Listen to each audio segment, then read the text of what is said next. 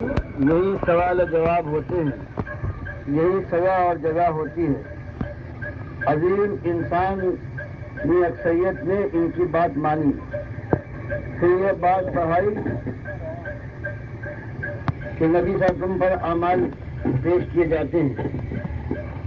ظاہر ہے جب یہ نظریہ احمد بن حنبل نے پیش کیا تو ان کے شاگردوں بخاری، مسلم اور دیگر محدثین نے اس کا رد کیوں نہ کیا؟ کیا رد نہ کرنے کی وجہ سے ان پر شرک کا الزام نہیں آئے گا؟ پہلی بات جواب میں یہ ہے کہ اگر انسان کو یہ خبر نہ ہو کہ فلاں میں جہاں بہت سی خوبیاں ہیں اور ایک ایسی بات ہے کہ جو بہت بڑی خرابی بھی ہے، اور وہ اس آدمی کی تعریف کرتا رہے بغیر علم کے، تو اس کے اوپر پکڑ نہ ہوگی، اسے علم نہیں۔ یہی بات، اور اگر علم ہو اور پھر وہ تعریف کرے تب وہ پکڑ والا ہوگا۔ جیسے کتنے محدثین ہیں کہ جن کی لوگ تعریف کرتے ہیں، بڑے سچے سچے آدمی ہیں، لیکن کوئی دوسرا محدث ہے، اپنا واقعہ، اپنی چیز بیان کرتا ہے کہ بھائیو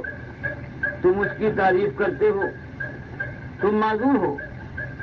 مجھے تجربہ ہے کہ اس کے اندر یہ خرابی تھی، تم کو نہیں معلوم۔ تو چونکہ وہ ثقہ ہے جو تنقید کر رہا ہے، اس لیے اس کی بات مانی جائے گی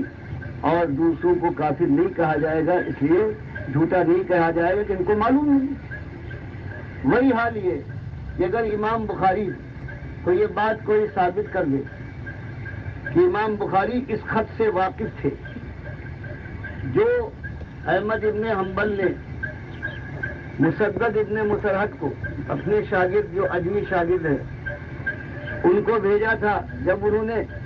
یہ سوال کیا کہ استاد نماز کی یوں تو بہت سی روایتیں اور حدیثیں آئی ہیں، آپ کے خیال میں صلاۃ کا سب سے اچھا طریقہ کیا ہے؟ وہ لکھ بھیجیے۔ تب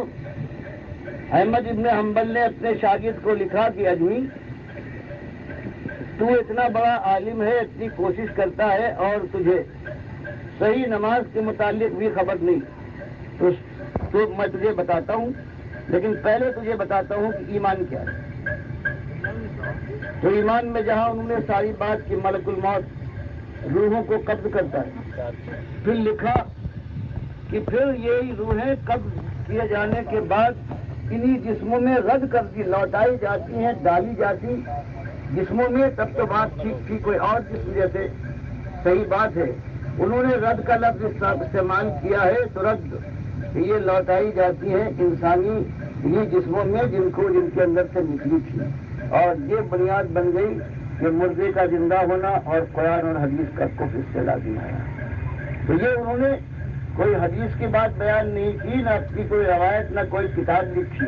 ایک خط اپنے شاگرد مسدد ابن مسرحد کو لکھا، جیسے آج طبقات حنابلہ میں اس کو